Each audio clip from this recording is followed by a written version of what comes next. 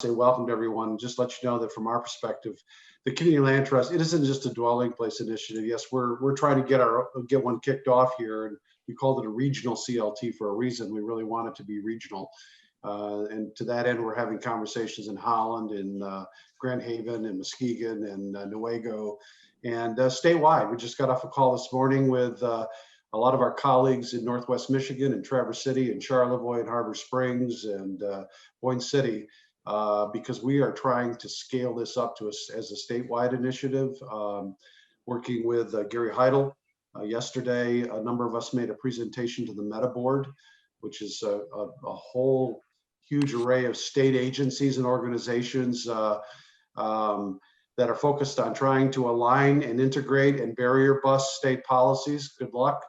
But we are really hopeful that the CLT model is going to take hold, and particularly using brownfield TIF financing to help cover some of the capital subsidy that we need to be able to make up the differential between the cost to build a home and the cost, the reduced or discounted sale price, which David will get into later, substantially discounting the sale price on these houses so families can afford it.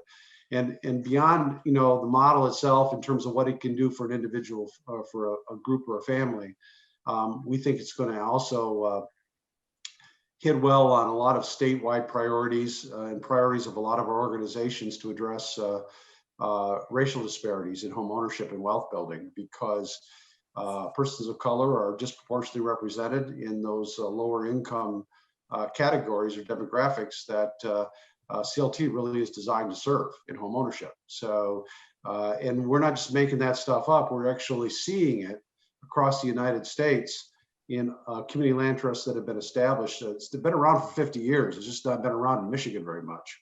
And we're working with a CLT in Minnesota, for example, Minneapolis Community Land Trust, the City of Lakes Community Land Trust, which has 300 or 400 units. And over their 20-year history, they're showing about 52% of all of their units are going to families of color. In part, that's just where they target some of their outreach and the work that they do into those communities. So we think there's some real opportunities for making a big difference. And across the state, with chambers of commerce and economic development corporations, we're hearing employers screaming for affordable housing in those communities to help house their workforce. And so we think this has resonance also with a lot of the folks we don't always see at our side on affordable housing questions across the state. So just so you know, Gary Heidel has agreed to advocate on our behalf. He's the state director of MISTA to move this forward. That's how I got the meeting with the Meta Board. He is also on the Governor's Poverty Task Force, which many of you are familiar with. They're about to issue their first report, and CLTs will be actually, according to Gary, will be noted as a policy priority in the Governor's Poverty Task Force report. Their focus has been on ALICE families and trying to figure out ways to meet the needs of ALICE families in Michigan. So a lot of really good stuff around this. We're just starting it, but in Grand Rapids, ICCF has one too, and their version is a little different than ours, but we're want to be supportive of what they're doing and encouraging that, because we think this model can be scaled up and used all across Michigan without having to be completely dependent on philanthropy to fill the holes. Philanthropy is still going to be needed, but it won't be needed on the scale that we just. And the other really, really cool thing about CLTs is it's permanent. Subsidy at one time, and it stays permanent over decades. So I'll stop there and just say thank you for everybody for coming to see the Dave DeVelder and Dwelling Place CLT show. But it's not just about us, as I said. It's about what ICCF's doing. It's about what other groups, and David can tell you some of those groups across the state. We're partnering with Habitat Michigan, for example, is doing a lot of our homeownership counseling and training, and we've signed an MOU with them. And NeighborWorks nationally received a supplemental appropriation from Congress last year to help build the CLT initiative across the United States. And So we've been lucky to be a recipient of some of those dollars to help move this forward too. So I'll stop there and let David take over and staff. And thanks again for everybody for being here. And can everybody see the presentation? Yeah. Yeah. Okay. Yeah. So we've been, the land trust is now incorporated in the state of Michigan. It's going to have a 501c3 status here soon as well with the state. And, really this has been a long time coming, as Denny has said. I think I was part of first meetings about land trust back in middle 2000s with our consultant, Michael Brown from Burlington Associates, and Denny really headed this off with the Martineau Apartments back when that project was completed, which ended up going into a rental scenario. But that's really when the discussion began, and then Dwelling Place really started to put a lot of focus on this the last couple of years. And I was hired about 6 months ago to really start things off with staff. So it's been really fun. We've been doing a lot of outreach with potential homeowners, with a lot of state groups, like Denny said. This presentation is a little condensed down for kind of like some information from what we give to homeowners, but also more of an overview. So if anybody has further questions, we can send you more information. So let me see here. So as far as why we are looking at community land trusts, I'm sure you all are aware our real estate market is absolutely crazy. The last 2-3 years, it's accelerated, and I think in a lot of neighborhoods in the central city in Grand Rapids, the property values have really doubled. In a lot of neighborhoods, if not more than doubled. So what that's doing is creating a gap between what the market price is and what people can afford, especially low and moderate income families. So that gap is continuing to get larger. Grand Rapids Association of Realtors just said that the median house price in Kent County here, this came out a couple weeks ago, was $277,000. So we are no longer, our market someone making the median income can no longer afford the median income price for Kent County. It is a little bit lower for Grand Rapids neighborhoods, more like 230, 220, but still we are way out of realm at this point. It's we'll have to see what happens with COVID, but so far in COVID, the first 6 months, we've seen nothing but continued lack of housing in general, very tight market, and we're seeing values continue to go up. So really what caused a lot of this was all the new development in Grand Rapids, new housing, people coming into our city from all over the country, from all over the world to work, and rents have gone up, and that's led to displacement. A lot of higher income people are moving into Grand Rapids, making over $150,000 a year, and that's causing a lot of restriction in in displacement. So really land trusts are a great answer to that. And really what a CLT model does is it expands home ownership for lower income and moderate income households by discounting the sales price. So we actually sell the home for 75% of the appraised value of the home and the improvements. So the improvements being the home and the land. So 75% of appraised value. And so what that does is it reaches low and moderate income buyers that probably would not otherwise qualify for a loan. So that's a great thing. And CLTs, are nothing new for the United States, but they are somewhat, they're definitely new to West Michigan. They were, there is one CLT up in Traverse City area, and they have, we actually talked to them this morning. They have 15 homes in their land trust. There was another one started up in Traverse City that didn't make it through the Great Recession. ICCF has one, like Denny said. There's another one in Detroit that we're talking to quite frequently. And there's about 225, 250 in the United States. They've been around about 50 years. So, and the big thing with the land trust is homeowners get to build equity. And also there are restrictions on the next home buyer that buys that home so that it maintains affordability. So we do have a slide coming up that kind of gets into that a little bit.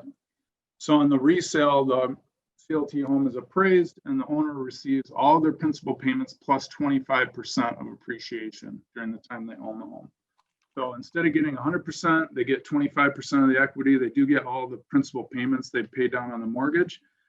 We just want to be clear that land trusts are not for everybody. If someone can afford to buy a home on the open market through traditional ownership, they should do that. If they're having a hard time finding a home in the condition that they would like it to be, or in the location where they would like it to be, a CLT is a great answer to that. And so, the community benefits because of the resale provisions in the land lease that allow the CLT, to retain 75% of appreciation, keeping the home affordable without additional subsidy. So that subsidy that was initially used to create the home, in this case with dwelling place, we're converting some of our rental properties and building new homes, and we're working on a number of different ways to create that subsidy gap, so that we can reduce that sales price. The existing rental conversions, it's much easier to do that because dwelling place, doesn't have outstanding debt because all the rental restrictions, are all paid off on those properties, all the subsidies. So we do have to invest money into renovating them and to get them ready for sale, but it's, there's not additional subsidy that needs to be created, which is a good thing. If we build a new home, we certainly are going to need some more subsidies to do that. And all home buyers that go through this program will go through homeownership counseling, either through Habitat Michigan or ICCF, which is an awesome thing. Habitat Michigan is a NeighborWorks affiliate, as is Dwelling Place. And so there's a lot of crossover that way with funding, and Habitat has a down payment assistance program, which is probably going to be our home buyers can tap into some funding they receive through NeighborWorks and Michigan and the like. And then banks, credit unions, CDFIs, community development, financial institutions are offering CLT mortgages that are backed by Fannie Mae or Freddie Mac. So we already have 3 homeowners that are approved for CLT mortgages. So as soon as we, enter into purchase agreements with those families and they've selected a home, we'll be able to get them closed. So that's a really great thing. And then employers benefit from the availability of permanently affordable home ownership, which is, pretty tough these days to get home ownership affordable. So we're, that's a huge deal for the employers. So as far as a community land trust, this is a typical board makeup for a community land trust. This is the eventual board makeup of the Dwelling Place Community Land Trust. Right now it has 4 board members, well, 5 actually. We lost one and now we gained one back, but we just had a board meeting this morning. And it's 5 board members currently of the Dwelling Place board that are on the Community Land Trust board, but this will be the eventual makeup of the board. So 1/3 CLT homeowners, 1/3 Dwelling Place board members, and then 1/3 people from the community, people like yourself. So it's truly a community initiative. And, with a land trust, the land is maintained, is owned by the Community Land Trust. So is governed by this structure, that land that's underneath that building, and the home or the improvements or the condo is owned by the CLT homeowner. So just, I'll go through some of the conversion properties and then kind of wrap up for questions. But yeah, if anybody has questions as we're going through, feel free to stop me. So the income guidelines for the community land trust is 110% median income. So a family, a household needs to be under that income to qualify to purchase through the land trust.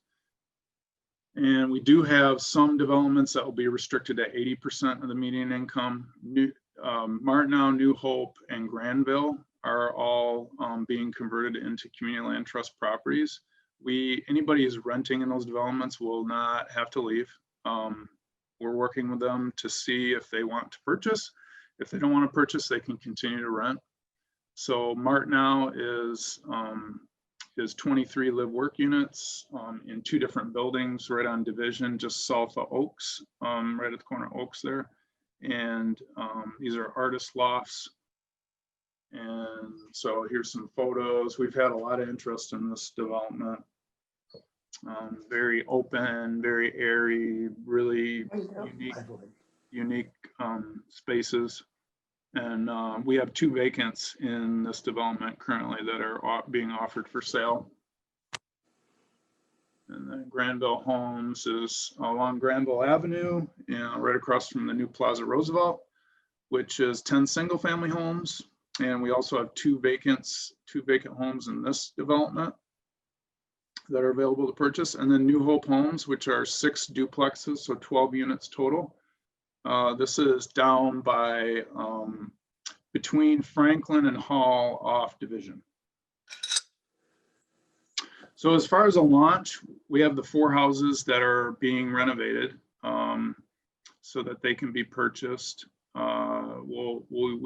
We expect to be entering purchase contracts in December on those homes. We do have home buyer applications currently that are in status to be reviewed and approved, and existing residents can renovate. We will renovate their properties as well while they live there, which should be interesting.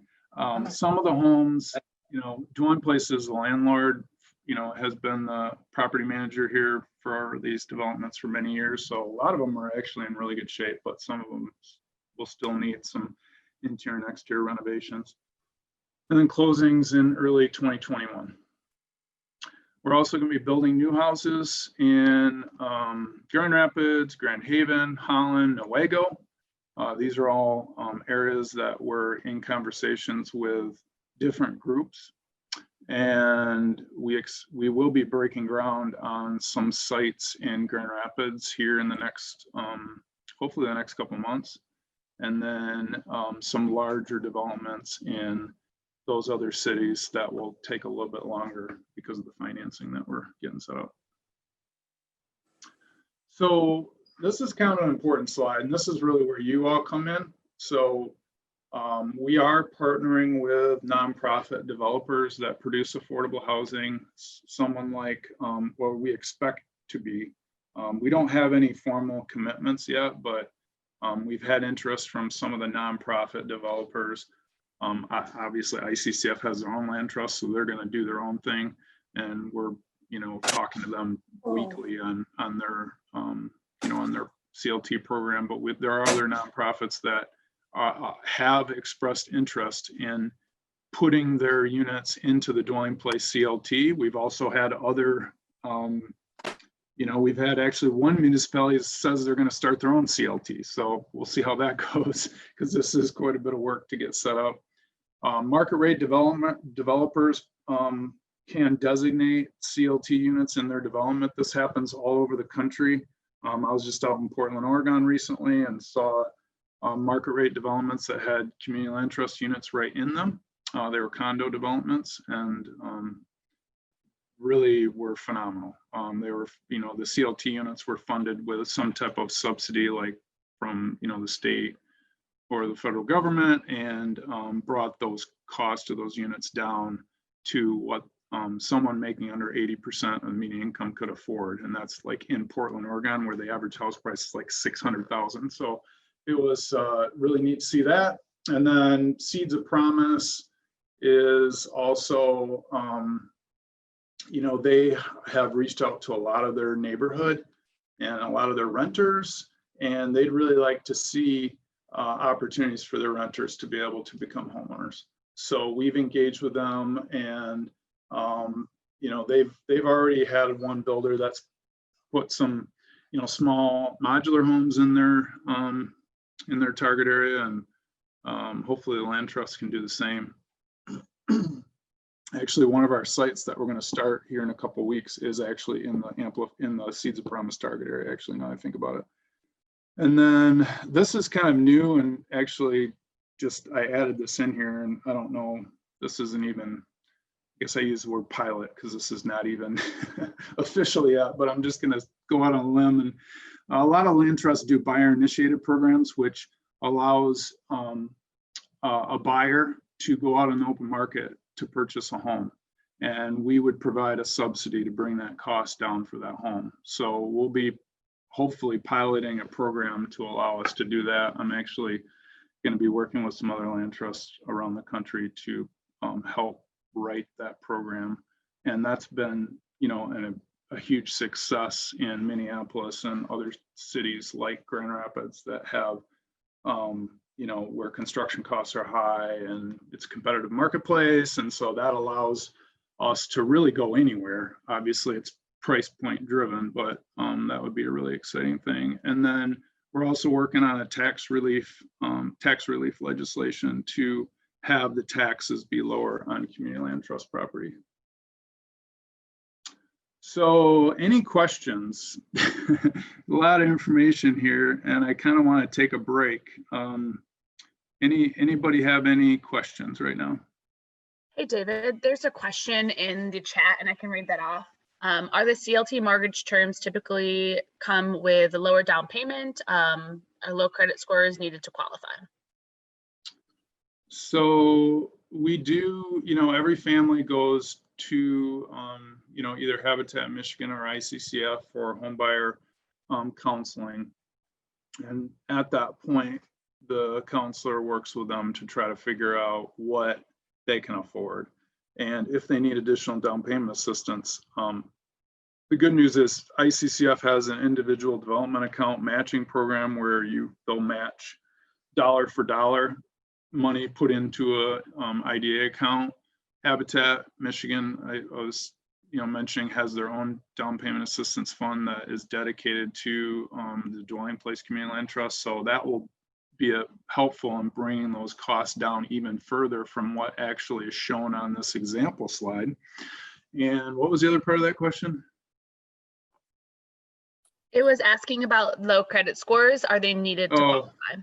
Yeah, so we do have one of our 3 lenders is Opportunity Resource Fund, and they work with buyers who get denied from, like Huntington Bank is our, one of our lenders who, if a family gets denied at Huntington, Opportunity Resource Fund will work with them if there's some type of factor where, like, let's say their income is good, but their credit score is tough, or there's some type of additional debt out there that, is having their debt to income be off.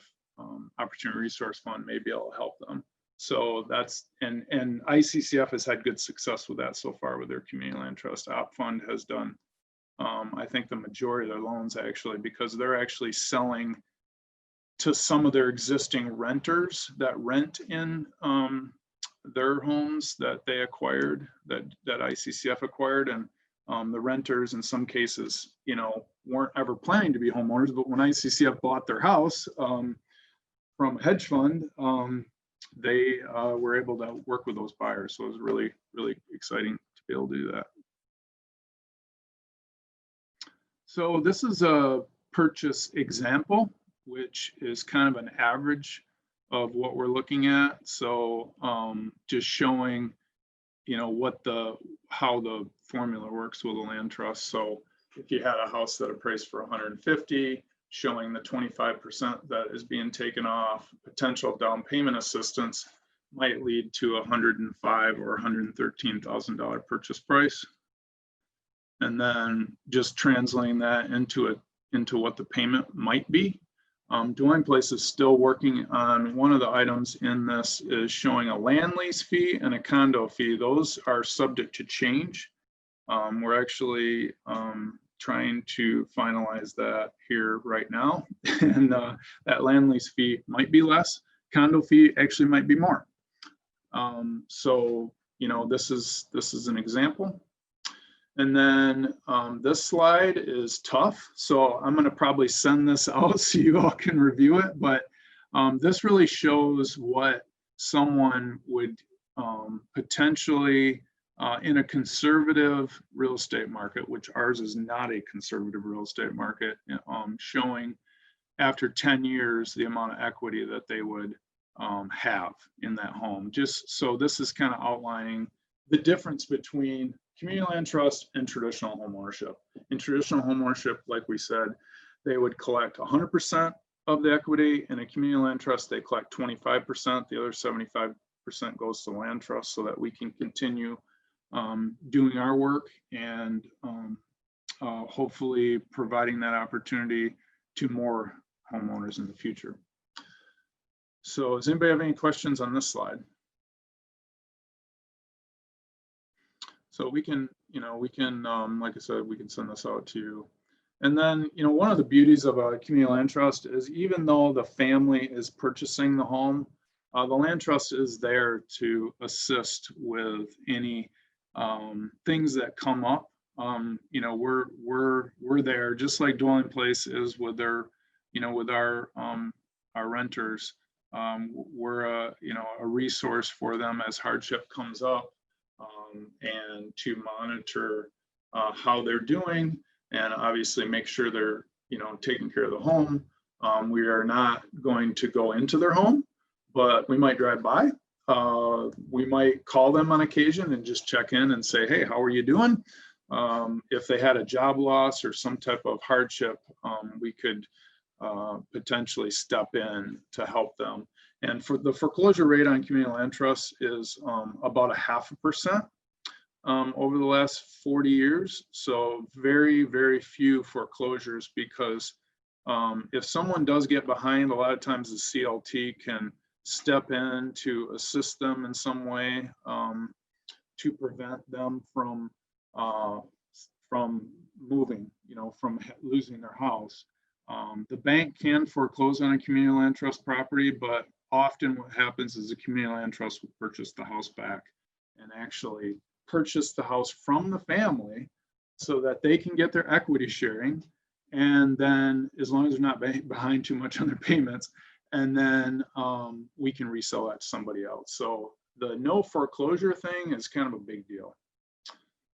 So, and there is no need for mortgage insurance because this is a conventional loan, because we're selling it to the family at 75% of the appraised value. This is an inheritable asset to their family, and it provides affordability for the next home buyer, which is, you know, which is amazing, kind of a pay it forward situation. And then, you know, here's the folks that, you know, are important for anybody that's interested in the community land trust. Anitra from Habitat Michigan does all the intake there for our interested home buyers, Kelsey from ICCF, and then my contact information.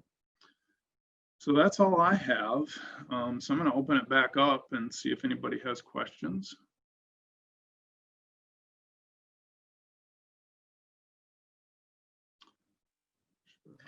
You can feel free to unmute yourself if you have a question, or put it in the chat and we can facilitate that.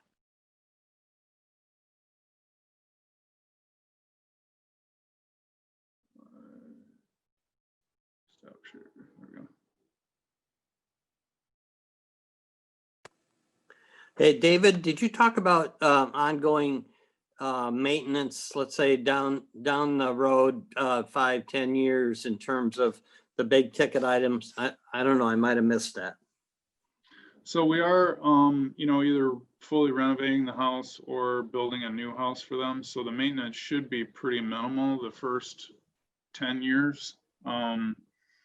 We do, Dwelling Place has chosen to collect a small repair and replacement reserve, so that if a family doesn't have the financial ability to keep their house up, that they could tap into that. It is something that the land trust would have to approve, but as long as it's something legitimate, that repair and replacement reserve money will be there. So dwelling place is also funding an operating reserve so that we have cash to step in if we see an emergency situation or some type of issue as far as yard maintenance or something, to step in if we really needed to. But that's not obviously the plan, but it does happen on occasion with land trusts.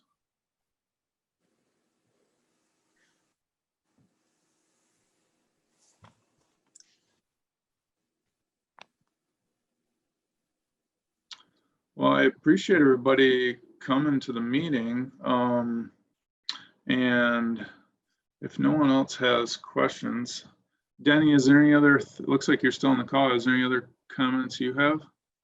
I guess if anybody's aware of property or land to do this, I think I wasn't on screen during when you were presenting on the pro formas. We're looking a lot at our current conversion of rental properties, and in some respects it's harder, in other respects it's easier because we have so much equity in those properties. We don't need any outside philanthropy. We're basically taking donations that were made many years ago, and low-income housing tax credit equity and new markets tax credit, I think, and brownfield and historic equity, and we're just reshaping that equity to do all the rehab.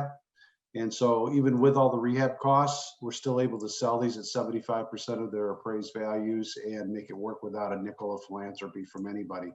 When you get to new construction, it changes, and that's why we need to find land to build on. We also need this capital subsidy, which is the brownfield TIF I talked about earlier. So we'll be working with land banks, because to be eligible for the brownfield TIF, the title needs to move through a land bank. And we will be working with local brownfield authorities so that they're supportive. We're seeing that in some communities like Muskegon, the brownfield authority is all over this and real excited about it. In others, like Grand Rapids, they're still kind of lukewarm interested in it. It's not overbroad excitement like we see in some other places, and we are trying to get them excited about it. So you need a brownfield authority, and then you need an entity that can buy the brownfield TIF stream. The tax increment financing stream doesn't do you any good because it comes over 20 or 30 years. You need to have somebody that's willing to buy it. And then the cash that they pay for that stream, that investment, is what you use for the capital subsidy. So if you know of land that's available anywhere, we're really looking for 2 or 3 places where we can engage with brownfield authorities, land banks, and a CDFI or community development financial institution to monetize the TIF, so that we can try this out on a large scale. What David presented to you was what we're doing with our rental conversions. We're going to do a couple of dwelling place funded pilots on a couple of our vacant pieces of property. But what I'm really looking forward to is the first chance we have to do a 30-unit project on one location. Whether it's in a blighted or obsolete school property, or a church property, David, or some other location like that where there's some land that we can build homes on. That's the ideal. And then we need to, again, line up with the brownfield authority and a land bank and a CDFI. But that's what we're targeting right now, and that's the conversation that's going on at the state level as well, to try to make this work in Detroit, in Lansing, in Allegan, in Mackinac City, wherever. So. Thank you, Denny. We did have a couple other questions that came up in the chat. The first question was, a moment here. You mentioned giving forward to the next homeowners. Can you explain that a little more? I think like how the home remains affordable even after sale. So one of the things that I think David can do later is to send you all a link to a couple of videos that Grounded Solutions, one of the groups that's behind a lot of this, and they've got a really nice short video about what CLTs do and how they keep it affordable. and NeighborWorks does too, and there's several others out there too. But the idea here is that if you buy a property, you know, if we could sell a property to someone for $100,000 and there's appreciation on it over the next 5 or 10 years, however long they own it, and just, you know, say that it's up to $160,000, $170,000, its appraised value in that period of time, or 150, whatever the number wants to be. Because of the resale restriction, the buyer gets all their principal payments back plus appreciation, but they only get 25% of the appreciation, the difference between the appraised value at when they want to sell and when they purchased it. So that 75% of that additional appreciation stays with the CLT. So the CLT can afford then to sell it to the next person at 80% AMI or under. In fact, what happens in a lot of markets that are highly appreciating is it actually becomes even more affordable to lower and lower income if the CLT wants to do that. So the first time you sell it to someone at 80% of the area median, if the appreciation is substantial, the next time you could sell it to someone at 75%, or excuse me, at 75 or 70 or 65% of the area median income, because these things tend to get affordable over time. If you're in the middle of a recession, that doesn't happen, but absent a recession, appreciation makes a difference over time. So that's the paying it forward, is that we can guarantee pretty much, and there's CLTs all over the United States that have been around for a long time that have demonstrated this over and over again, that these things actually stay affordable permanently.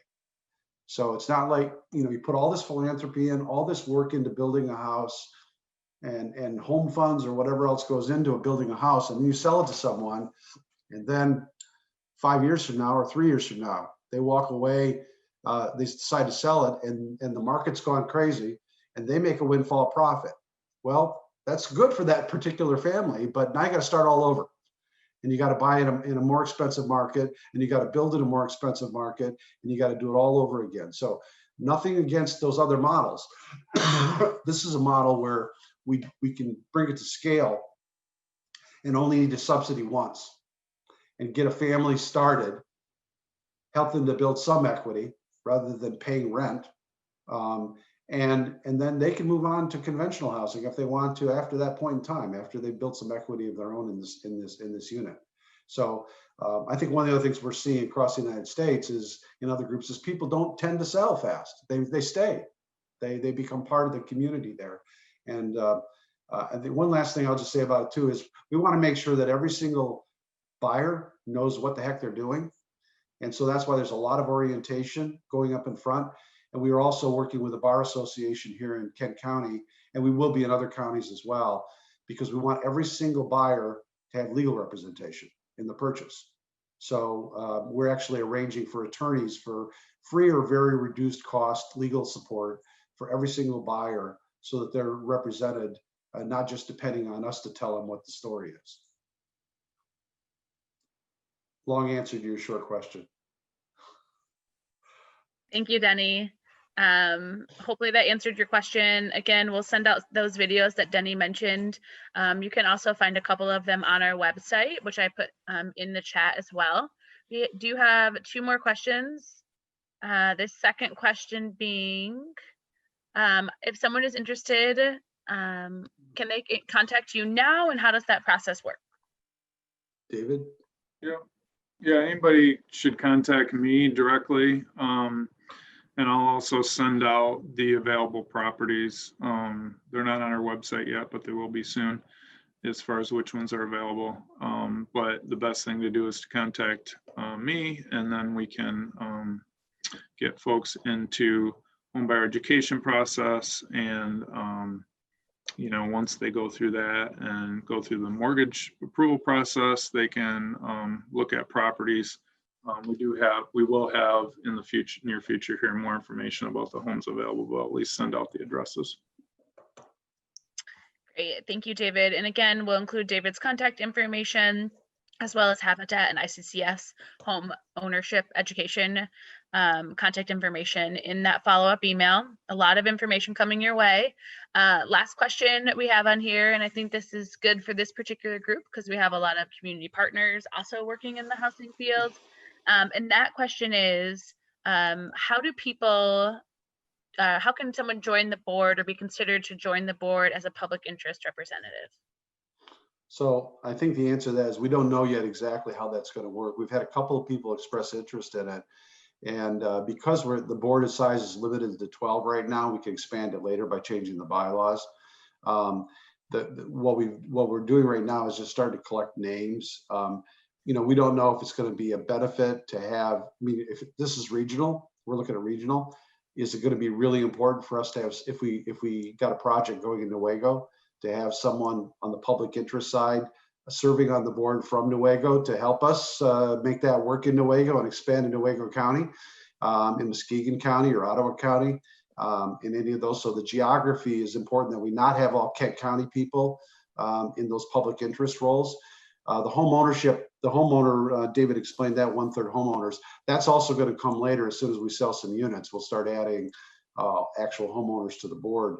But we don't have a process outlined. So, but if you have some interest in it, let David know, and we'll start collecting names on that process. Initially, the dwelling place board's probably going to end up appointing some of the public interest folks, but at some point, that board's going to essentially be doing that on their own going forward. But we're trying to be really mindful of the kind of political and financial support we need to build around this as well. And we just don't know from a geographical standpoint where the interest is going to lie and whether it's really important. I mean, we just brought on our dwelling place board, for example. We will in December, one of the city council members from Muskegon Heights, Kelly Kitchen, who's been very involved with us in Muskegon and was real excited about being asked. But we're trying to regionalize the organization too, so that they're not all Kent County people on the board. If we're working in Ottawa County, we should have some people from Ottawa County and so on and so forth. Great, thank you, Denny. As far as the chat goes, we are done on all the questions. Is there any final questions that we have for David or Denny while we have them on the call?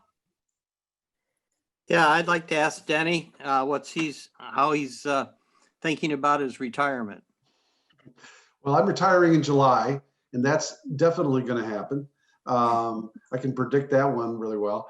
But I'm also probably not done with CLTs. I've all of a sudden, I've got this new passion for this vehicle, the CL. I've had it for 20 years, but I didn't really be able to pull it off. And it now appears with brownfield TIF and the interest levels that we see at the state level right down from a lot of departments that this thing has some real potential. I'm not one to sit around. So in my rather than sitting in a rocking chair, I think I might be running around looking at CLTs across the state, maybe. Who knows?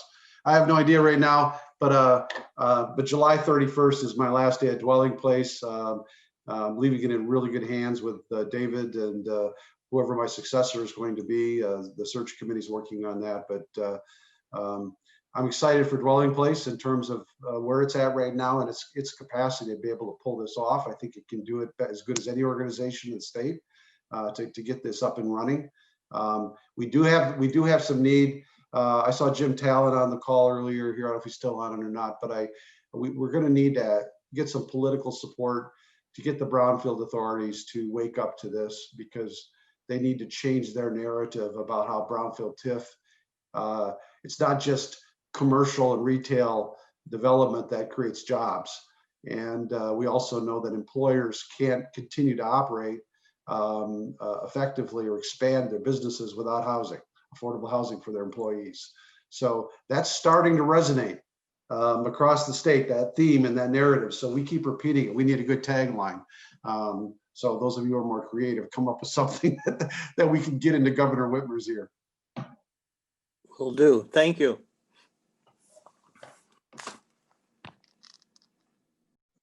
Well, thank you everyone for joining us. And I thought covered a lot of ground, and I appreciate all the questions and a good variety of folks too that came on. So that's a great success. So we just appreciate it, and feel free to reach out to me via email. And we'll get documents sent out to you, some videos as follow-up. So everybody have a great day. Stay safe and healthy. Thank you Great. so much. Thank you, everybody. Appreciate your time. Thank you, everyone.